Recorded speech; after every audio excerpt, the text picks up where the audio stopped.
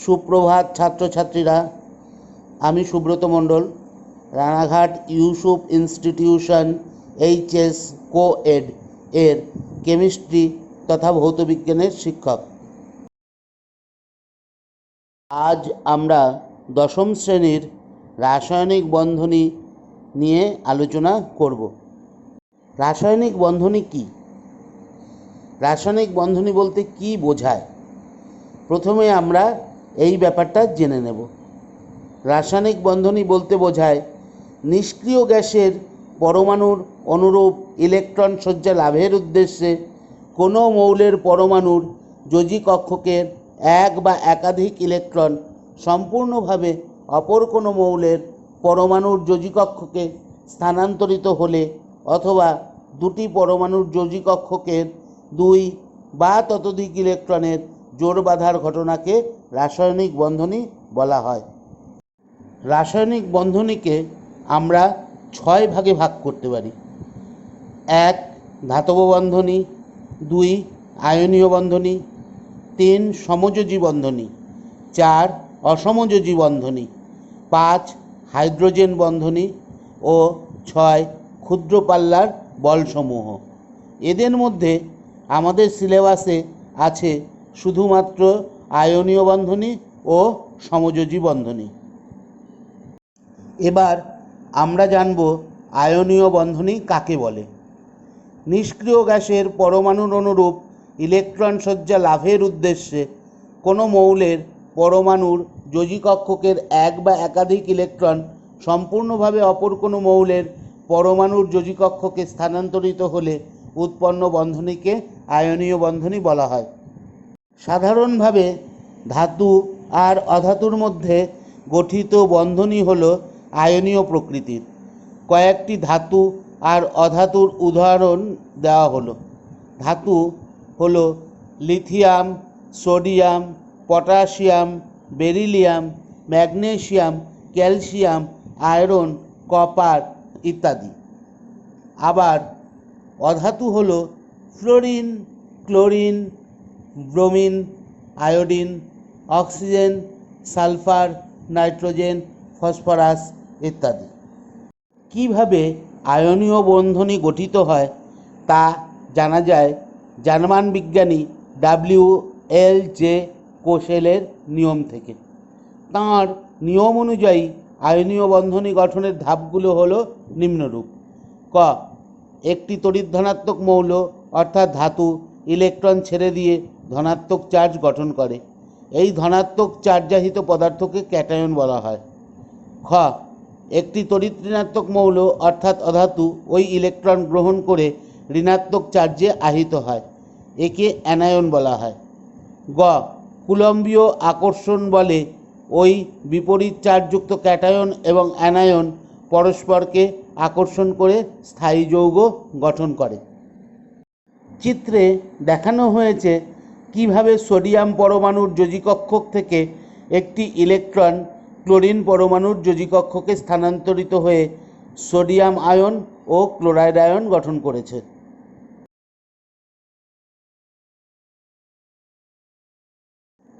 কয়েকটি উদাহরণ দিয়ে ব্যাপারটি বুঝে নেব।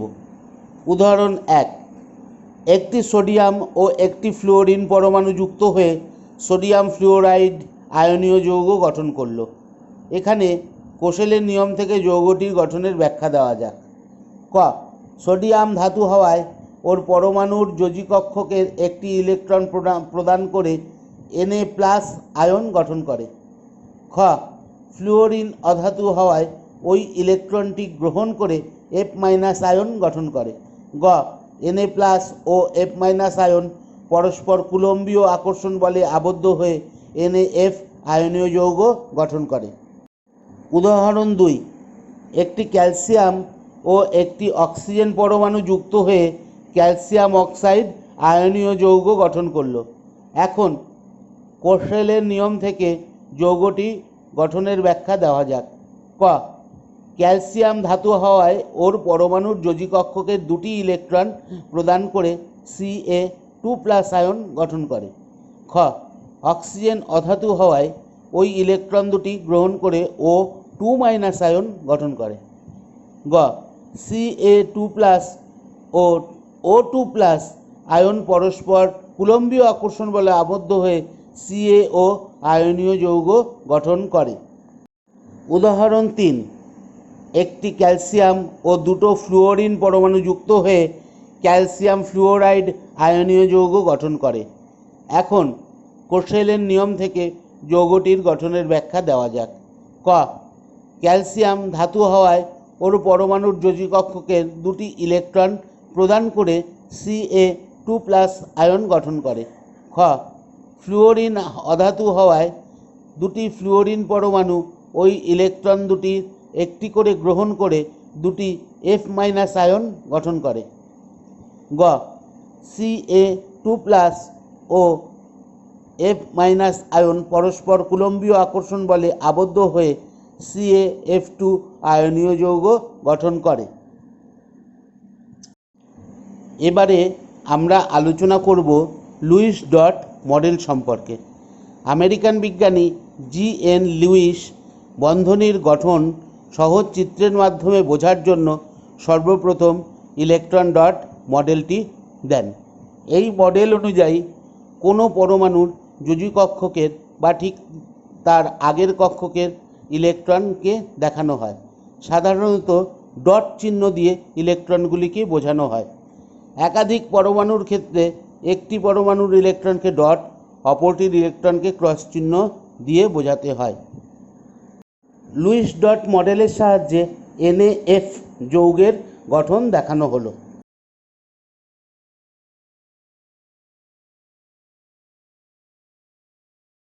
লুইস ডট মডেলের সাহায্যে CaO যৌগের গঠন দেখানো হলো।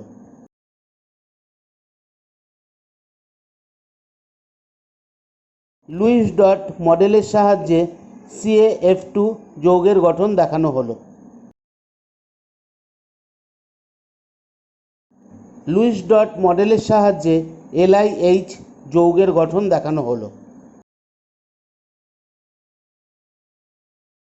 আয়নীয় যৌগের আয়নগুলি নির্দিষ্ট সজ্জায় সজ্জিত হয়ে কঠিন যৌগের কেলাস গঠন করে। কঠিন অবস্থায়ও অণু হিসাবে না থেকে আয়ন জোড় হিসাবে থাকায় এই ধরনের আয়নীয় যৌগের আণবিক ভরের পরিবর্তে সংকেত ভর ব্যবহার করা হয়। আয়নীয় যৌগের সংকেতে উপস্থিত উপাদান আয়নগুলোকে পরমাণু ধরে ওদের পারমাণবিক ভরের যোগফলই হল যৌগটির সংকেত ভর। সোডিয়াম ক্লোরাইডের কেলাস গঠন দেখানো হয়েছে।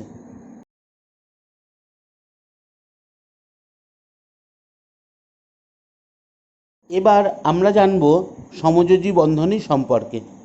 নিষ্ক্রিয় গ্যাসের পরমাণুর অনুরূপ ইলেকট্রন সজ্জা লাভের উদ্দেশ্যে কোনো মৌলের পরমাণুর যোজী কক্ষকের এক বা একাধিক ইলেকট্রন অপর কোনো মৌলের পরমাণুর যোজী কক্ষকের এক বা একাধিক ইলেকট্রনের সঙ্গে জোড় বাঁধার কারণে উৎপন্ন বন্ধনীকে সমযোজী বন্ধনী বলা হয়। চিত্রে হাইড্রোজেন হাইড্রোজেন বন্ধনী গঠনের চিত্ররূপ দেওয়া হলো।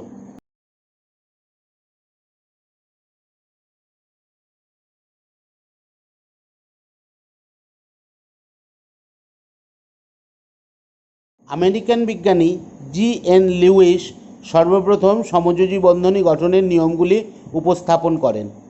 আমেরিকান আরেকজন বিজ্ঞানী I. ল্যাংমুয়ের সমযোজী বন্ধনী সংক্রান্ত লুইসের ধারণাকে বিস্তৃত করেন। সমযোজী বন্ধনী নামটিও ল্যাংমুয়েরের দেওয়া। সমযোজী বন্ধনী সংক্রান্ত লুইস ল্যাংমুয়েরের ধারণা নিচে দেওয়া হলো। ক দুটি পরমাণুর মধ্যে একজোড়া ইলেকট্রনের সমবণ্টনের কারণে প্রত্যেক বন্ধনী তৈরি হয়। খ সমবন্ধনের অংশী ইলেকট্রন দুটির প্রত্যেকটি এক একটি পরমাণুর হয়, অর্থাৎ পরমাণু দুটির প্রত্যেকে এক একটি ইলেকট্রন বন্ধনী গঠন করতে দেয়।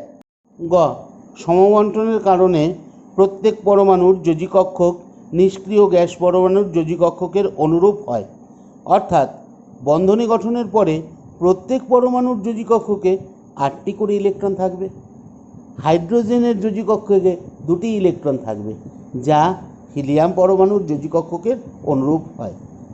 ঘ দুটি পরমাণু যখন একটি করে ইলেকট্রন সমবণ্টন করে তখন একটি বন্ধনী গঠিত হয়, একে এক বন্ধনী বলা হয়। যদি প্রত্যেক পরমাণু একের বেশি ইলেকট্রন সমবণ্টন করে তখন বহু বন্ধনী গঠিত হয়, একে বহু বন্ধনী বলা হয়। দুটি করে ইলেকট্রন সমবণ্টন করলে দ্বিবন্ধনী, তিনটি করে ইলেকট্রন সমবণ্টন করলে ত্রিবন্ধনী গঠিত হয়। কয়েকটি উদাহরণ দিয়ে ব্যাপারটা বোঝানো হলো। উদাহরণ 1, দুটি ফ্লুওরিন পরমাণু যুক্ত হয়ে ফ্লুওরিন অণু গঠন করে। এখন লুইস ল্যাংমুয়েরের নিয়ম থেকে অণুটির গঠনের ব্যাখ্যা দেওয়া যাক। ক, উভয় ফ্লুওরিন পরমাণুর যোজিকক্ষকে 7টি করে ইলেকট্রন থাকে। খ, উভয় ফ্লুওরিন পরমাণু একটি করে ইলেকট্রন সমবণ্টনের মাধ্যমে জোড় বেঁধে এক বন্ধনী গঠন করে। গ, ফলে উভয় ফ্লুওরিন পরমাণুর যোজিকক্ষকে অষ্টক পূর্তি ঘটায়, অতিরিক্ত স্থায়িত্ব লাভ করে। চিত্রে F2 অণুর লুইস ডট গঠন দেখানো হলো।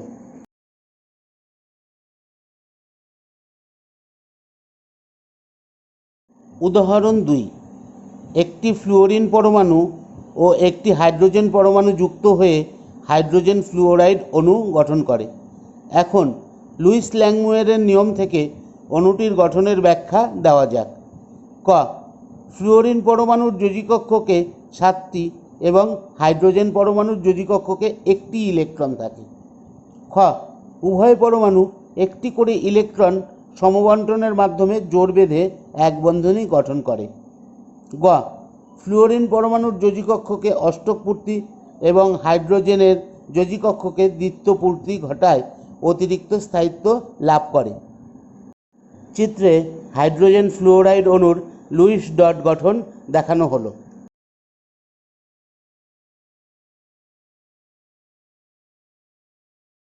উদাহরণ 3, দুটি অক্সিজেন পরমাণু যুক্ত হয়ে অক্সিজেন অণু গঠন করে। এখন লুইস ল্যাংমুয়েরের নিয়ম থেকে অণুটির গঠনের ব্যাখ্যা দেওয়া হলো। ক, উভয় অক্সিজেন পরমাণুর যোজিকক্ষকে 6টি করে ইলেকট্রন থাকে। খ, উভয় অক্সিজেন পরমাণু দুটি করে ইলেকট্রন সমবণ্টনের মাধ্যমে জোড় বেঁধে দ্বিবন্ধন গঠন করে। গ, ফলে উভয় অক্সিজেন পরমাণুর যোজিকক্ষকে অষ্টক পূর্তি ঘটায়, অতিরিক্ত স্থায়িত্ব লাভ করে। চিত্রে অক্সিজেন অণুর লুইস ডট গঠন দেখানো হলো।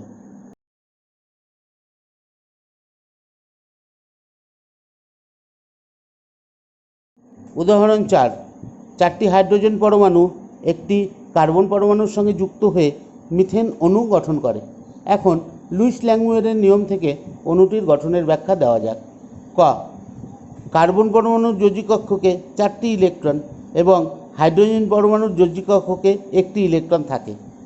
খ, প্রত্যেক হাইড্রোজেন পরমাণুর একটি করে ইলেকট্রন কার্বন পরমাণুর প্রত্যেক ইলেকট্রনের সঙ্গে জোট বেঁধে 4টি এক বন্ধনী গঠন করে। গ, ফলে কার্বন পরমাণুর যোজিকক্ষকে অষ্টক পূর্তি এবং প্রত্যেক হাইড্রোজেন পরমাণুর যোজিকক্ষকে দ্বিত্ব পূর্তি ঘটায়, অতিরিক্ত স্থায়িত্ব লাভ করে। চিত্রে মিথেন অণুর লুইস ডট গঠন দেখানো হলো।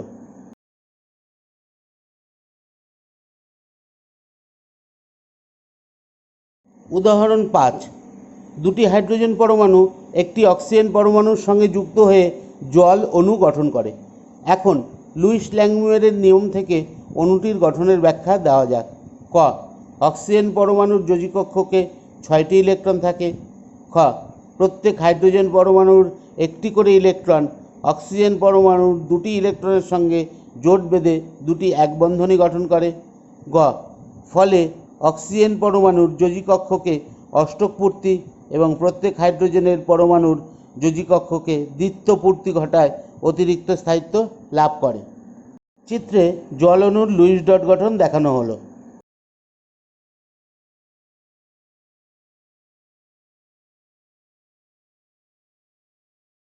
উদাহরণ 6, দুটি অক্সিজেন পরমাণু একটি কার্বন পরমাণুর সঙ্গে যুক্ত হয়ে কার্বন ডাইঅক্সাইড অণু গঠন করে।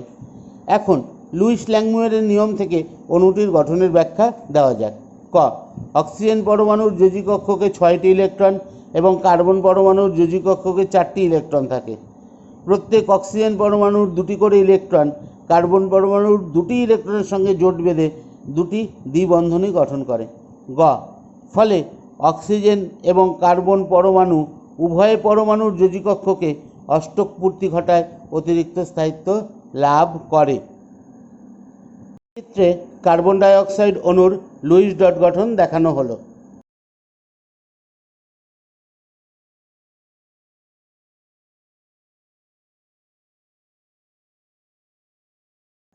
এবার আমরা আয়নীয় যৌগের বৈশিষ্ট্য নিয়ে আলোচনা করব। 1. আয়নীয় যৌগে আয়নগুলি শক্তিশালী কুলম্বীয় বলে পরস্পর আবদ্ধ থাকে, ফলে আয়ন জোড়গুলি সুদৃঢ় ত্রিমাত্রিক সজ্জায় আবদ্ধ থাকে। এই জন্য আয়নীয় যৌগগুলি কেলাসাকার কঠিন হয়। 2. আয়নীয় যৌগের কেলাসে আয়নগুলি যথেষ্ট দৃঢ়ভাবে আবদ্ধ থাকে। আয়ন জোড়কে সুশৃঙ্খল সজ্জা থেকে মুক্ত করে তরল অবস্থায় আনতে যথেষ্ট উচ্চ শক্তির প্রয়োজন হয়, অর্থাৎ যৌগগুলির গলনাঙ্ক যথেষ্ট উচ্চ হয়। 3. তরল অবস্থায়ও বিয়োজিত আয়ন হিসেবে থাকায় এখানেও আয়নগুলি বিপরীত আয়নগুলির সঙ্গে তীব্র কুলম্বীয় বল অনুভব করে, ফলে এদের বাষ্পীভূত করতেও যথেষ্ট উচ্চ শক্তির প্রয়োজন হয়। ফলে আয়নীয় যৌগের স্ফুটনাঙ্কও যথেষ্ট উচ্চ হয়। 4. আয়নীয় যৌগ আয়ন জোড়ের সমষ্টি। এই আয়ন জোড়কে পৃথক করতে পোলার দ্রাবকের প্রয়োজন, এই জন্য এরা পোলার দ্রাবকে দ্রবীভূত হয়। গলিত অবস্থায় বা পোলার দ্রাবকে আয়নীয় যৌগ উপাদান আয়নে স্ববিয়োজিত হয়। পরিবহনযোগ্য মুক্ত আয়ন পাওয়া যায় বলে গলিত অবস্থায় ও পোলার দ্রাবকে দ্রবীভূত অবস্থায় আয়নীয় যৌগ তড়িৎ পরিবহন করে। কঠিন অবস্থায় আয়ন জোড়ের সমষ্টি হওয়া সত্ত্বেও মুক্ত আয়ন না থাকায় কঠিন অবস্থায় এরা তড়িৎ পরিবহন করতে পারে না। 6. আয়নীয় যৌগ আয়ন জোড়ের সমষ্টি। এই জন্য এদের রাসায়নিক বিক্রিয়া সম্পন্ন হয় আয়নের মাধ্যমে, ফলে এখানে কুলম্বীয় আকর্ষণ বল ও বিকর্ষণ বল ক্রিয়া করে।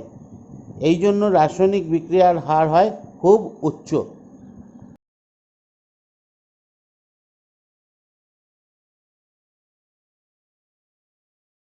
এরপর আমরা সমযোজী যৌগের বৈশিষ্ট্য নিয়ে আলোচনা করব।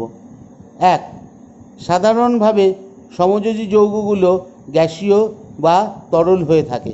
যদি কঠিন হয় তবে ওরা কোমল প্রকৃতির হয়। 2. সমযোজী যৌগের অণুগুলি হয় ভ্যান ডার ওয়াল বলে নতুবা দুর্বল লন্ডন বলে পরস্পর সংযুক্ত থাকে। এই জন্য যৌগগুলির গলনাঙ্ক ও স্ফুটনাঙ্ক যথেষ্ট কম হয়। 3. সমযোজী যৌগগুলির অণু সাধারণত অধ্রুবীয় প্রকৃতির হয়। এই জন্য যৌগগুলি অধ্রুবীয় অর্থাৎ নন পোলার মাধ্যমে দ্রাব্য হয়। 4. মুক্ত আয়ন জোড় উৎপন্ন হয় না বলে তরল অবস্থায় বা দ্রাবকে দ্রবীভূত অবস্থায় যৌগগুলি তড়িৎ পরিবহন করে না। 5. সমযোজী যৌগগুলির অণু গঠিত হয়, ফলে অণুর ধর্ম অনুসারে অণুগুলির ত্রিমাত্রিক জ্যামিতিক আকার থাকে। 6. সমযোজী যৌগগুলি সমাবয়বতা ধর্ম প্রদর্শন করে, অর্থাৎ একই আণবিক সংকেত কিন্তু ভিন্ন ভিন্ন গঠন সংকেত যুক্ত পৃথক যৌগ গঠিত হতে পারে। 7. সমযোজী যৌগগুলি যদি কাইরাল অর্থাৎ অসমমিতিক হয় তবে আলোক সক্রিয় হয়। 8. সমযোজী যৌগগুলি যেহেতু স্থায়ী অণুর সমবায়ে গঠিত, সুতরাং রাসায়নিক বিক্রিয়ার সময় প্রথমে এদের পরমাণু আয়ন বা মূলকে বিয়োজিত হতে হয়, যা অত্যন্ত সময় এবং শক্তি সাপেক্ষ। ফলে বিক্রিয়ার হার খুবই মন্থর এবং বিক্রিয়াপথ যথেষ্ট জটিল।